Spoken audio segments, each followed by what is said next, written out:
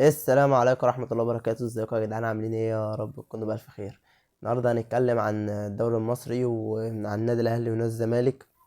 هنتكلم عن الأكشن اللي بيحصل في الدوري وقرب الفرق من بعض. كله عايز يدي كتف لكله.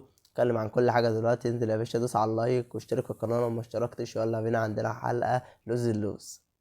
نبدأ بأول حاجة، وإن الدوري خلص ولا لا. أبو ماهر: لا لسه يا باشا، ما خلص. لسه ما خلص. في ناس عمالة يعني تحط إن هي إيه، إن هو الدوري خلص خلاص، وإن الزمالك ركب والأهلي وقع وبتاع ومش عارف إيه. يا جدعان لسه 8 مطوشة. لسه 8 مطوشة. يعني لو نيجي نبص، استنى يا عم. لو نيجي مثلا نبص، تمام، الاهلي لسه ناقص له ماتشين دور اول وستة دور تاني، تمام. وكل الفرق كده اهو، تمام. ماتشين دور اول تمام هيخلصوا.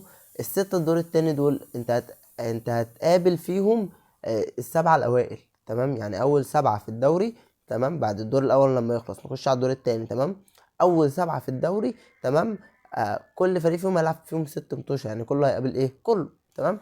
الماتشين اللي متبقين للنادي الاهلي في الدور الاول ناقص له ماتشين، اما اولين وطلائع الجيش. ان شاء الله لو اللعيبه قدرت واسترجلت ان شاء الله هنكسبهم، تمام. مع اني انا خاف، يعني ما خافش يا عم من المقاولين، انا خاف من طلائع الجيش. ليه؟ هينزلوا قدامك يدافعوا، تمام، وانت عارف مشكله ياس طرب لما بيدافعوا قدامنا، اللي اصلا مدرب جه النادي الاهلي غلط. جه النادي الاهلي غلط، بس يعني ادينا اهو مكملين. آه، صح. انت شفت ده يا اسطى؟ بيقول لك هيخلي شوبير اساسي والشناوي خلاص كده اهو. يعني الشناوي هيتركن على الدكه، تمام. وشوبير هو اللي هيبدا اساسي الفتره الجايه. بل ده الخبرين دول طالعين دلوقتي قبل ما اطلع اصور، الناس منزلاهم بيقولوا ان ايه الكلام ده، يعني فاهم انت. كلام متسرب من جوه النادي ان شوبير هو اللي هيبقى حارس اساسي، تمام، والشناوي هو اللي هيبقى دكه.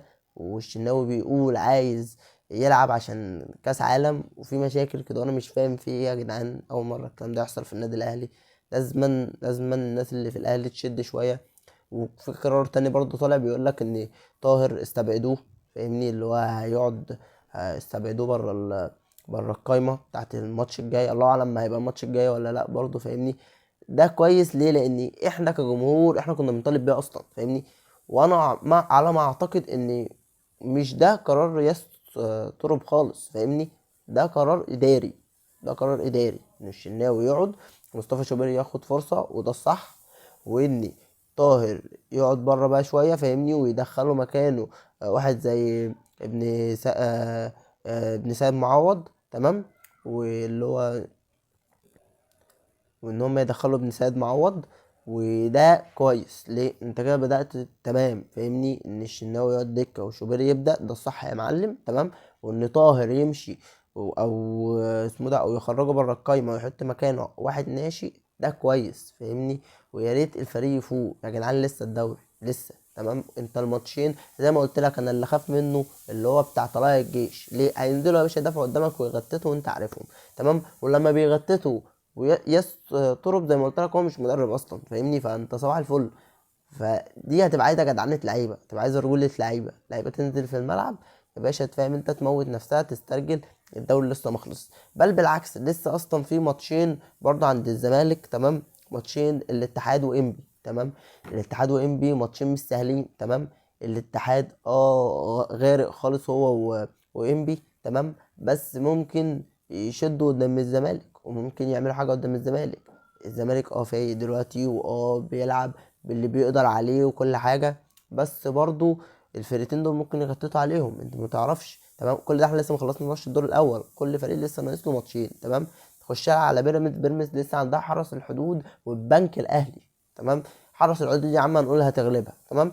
البنك الاهلي ممكن يغطي عليهم، فممكن يوقعهم، تمام. سيراميكا كده كده لعبه ماتش زياده، فمش هيبقى ناقص لها الا البنك الاهلي بس. البنك الاهلي ممكن يغطي عليها. فانت يا معلم الدوري لسه مش مضمون. فكك بقى من الاحتفالات، فكك بقى من ايه احنا في الصدارة وايه مش عارفه ايه والكلام ده. لا يا معلم، الاهلي الزمالك 40 نقطة، بيراميدز والاهلي وسيراميكا 37 نقطة. بل سيراميكا ما تقلقش منها لان هي لعبة ازيد منك بماتش، فاهمني. فالمنافسة كلها معاك انت وبيراميدز، بل بالعكس. يا عم اقول لك حاجة، خليهم هم يا عم يكسبوا الماتشين دول، تمام. كل فرقة تكسب الماتشين بتاعتها. انت الست متوشة الجايين اللي هم بتوع السبعة الاوائل، الست متوشة الجايين انت هتقابل فيهم زمالك وبيراميدز، فانت الدوري لسه مخلص، فاهمني؟ يعني احنا كده كده لسه هنقابل بعض، فاهمني؟ ولسه الستة الاول هيقابلوا بعض، فانت الدوري لسه مخلص، الدوري لسه في ايدك. مع اللعيبه انها تركز، ومع اللعيبه انها يعرفوا قيمه التيشيرت اللي لابسينه يا جدعان. والله بجد يعرفوا قيمه التيشيرت اللي لابسينه. اللعيبه نازله في الملعب مش عايزه تلعب، مش عايزه تلعب. لولا ان تريزيجيه نزل الماتش اللي فات حمسهم شويه، فاهمني؟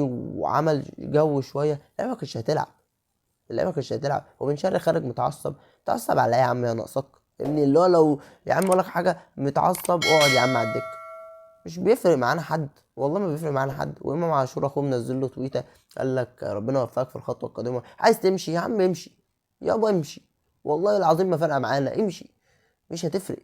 اي لعيب مش هيحترم تيشيرت النادي الاهلي يغور، يغور. النادي الاهلي نادي كبير يا جدعان، ما ينفعش اللي بيحصل فيه ده، انه يبقى مركز ثالث ويبقى مش اللي هو الناس يصدروا طاقة سلبية ان هو مش هيطلع وكده. لا يا جدعان، النادي الاهلي يطلع، معلش. انت الدوري بتاع 2019 تمام يا باشا، في ناس راهنت ان خلاص يا باشا الدوري زملكاوي وبتاع ومش عارفه ايه وتمام. النادي الاهلي جه من المركز الاخير للمركز الاول، تمام.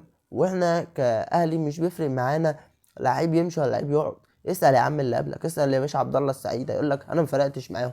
عبد الله السعيد قعد معانا من 2013 لغايه 2019 تمام، مش من ان هو يا باشا احنا خدنا افريقيا بعديه، واحسن كان ساعتها احسن صانع العاب في الدوري المصري ولغايه دلوقتي والله. بس الاهلي ما فرقش معاه، وسيدنا الصبح لقيناه عرضه للبيع.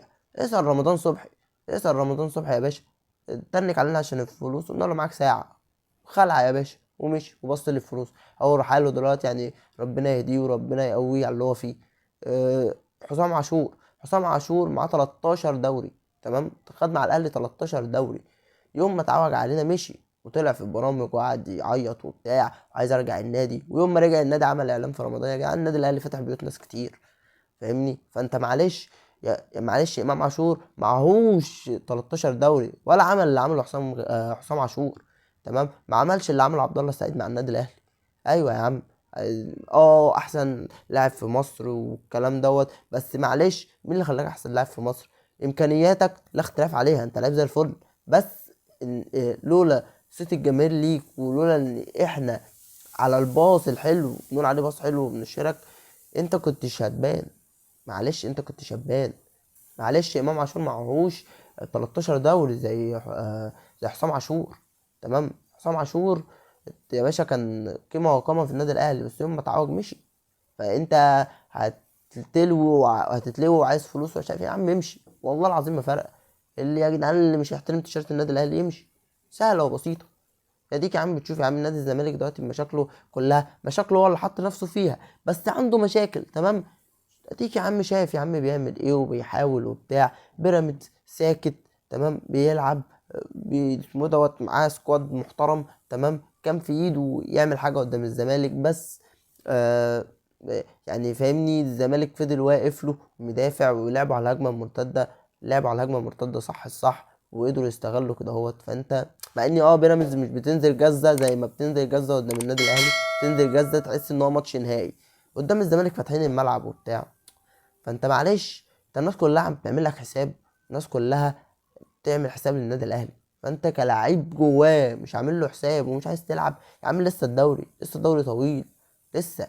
انت زي ما قلت لك قدامك 8 ماتشات تمام، اكسب، اكسبهم. اقول لك حاجه، اكسبهم يا عم، او وريني ان انت بتعمل حاجه في الملعب تمام، واحنا مش هننتقدك خلاص، فاهمني؟ اللي هو انت لو لقيناك انت بتعمل اللي عليك في الملعب هننتقدك ليه؟ فاهمني؟ وهنتكلم عليك وحش ليه؟ وريني انت بتعمل حاجه محترمه في الملعب. ويعني معلش لو الفريق كله زي تريزيجيه لما نزل كده وعايز يعمل حاجه، هل احنا هنتكلم؟ مش هنتكلم. شايفين يا عم الفريق ده بيعمل اللي عليه، اللعيبه بتعمل اللي عليه، بس الحظ ايه؟ مش ماشي معانا. انما انت لعيب مش شغال اصلا، فاهمني؟ وعمال تتنك، وعمال تتنك على ايه يا عم؟ تتنك على ايه؟ هي الفكره كلها في كده اهوت يا جدعان. يا ريت الناس كلها يبقى عندها نفس روح تريزيجيه، فاهمني؟ يا ريت الناس كلها يبقى عندها نفس حماس تريزيجيه، ننزل نخلص الماتش من اول شوط، فاهمني؟ ونستنى، ما علينا نكسب الثمان ماتشات جايين تمام. الثمان ماتشات جايين مهمين، نهائيات كلهم اكسبهم يا معلم تمام. عين على البطولة وعين على المنافس. انت دلوقتي بتكسب، عينك برضو على بيراميدز وعينك على الزمالك، تمام، ايوه اكيد هيكسبوا، فاهم انت، بس هما ممكن يتعثروا، ممكن تعادل، خسارة، انت ساعتها انت استغل ده، فاهمني، انت تبقى بتكسب، انت مالكش دعوة بقى، فاهمني، اللي هو يا باشا انا ماشي في طريقي ساكت، النادي الاهلي طول عمره ساكت، فاهمني، اكسب. اللي خد الاستراتيجية دي منك نادي بيراميدز. نادي بيراميدز دلوقتي يا باشا هو الساكت، وهو يا باشا الولد المحترم اللي قاعد ساكت وبيكسب، تمام. انت خليك كده، هو زي ما انت يا باشا، انت النادي الاهلي، اللعيبه تنزل تكسب، فاهمني، كسبوا الثمان ماتشات جايين مالكوش دعوه بحاجه، ممكن نادي الزمالك يتعثر، ممكن نادي بيراميدز يتعثر، وكده كده هنقابلهم ممكن الدور التاني، فانت انزل اكسب ومالكش دعوه بحاجه، فاهمني. انزلوا العبوا يا جدعان، العبوا عشان تيشيرت، العبوا عشان الجمهور، يعني هنقول ايه تاني، فاهمني. كل الدعم ليكوا ودعمكم، ان شاء الله الماتش الجاي قدام المقاولين ان شاء الله تكسبوا، فاهمني، ويعني ان شاء الله تعملوا حاجه كويسه. وانا مع قرار الاداره، مع قرار الاداره او يسترب، مع ان انا شايفها اوقع ان ده قرار اداري، لما لقى الجمهور هيجي على طاهر وهيجي على الشناوي، تمام، فبعدهم خالص بره الصوره، وخلى شوبير اساسي وهيدخل ناشئ. هو ده الكلام، نبدا نصلح، نبدا نصلح، الدنيا ما تهدتش، والناس اللي عماله تهدم وتقول لك الدوري خلاص راح ومش عارف ايه، والنادي الاهلي مش هيرجع، النادي الاهلي طول عمره بيرجع يا جدعان، النادي الاهلي طول عمره بيرجع، لسه الدوري طويل، لسه الدوري في الملعب، نعمل اللي علينا ونسيب الباقي على ربنا. كده تبقى انتهت الحلقة. لو عجبتك متنساش اللايك والسبسكرايب، ولو عجبتك رن الجرس عشان تشوفنا على طول. سلام.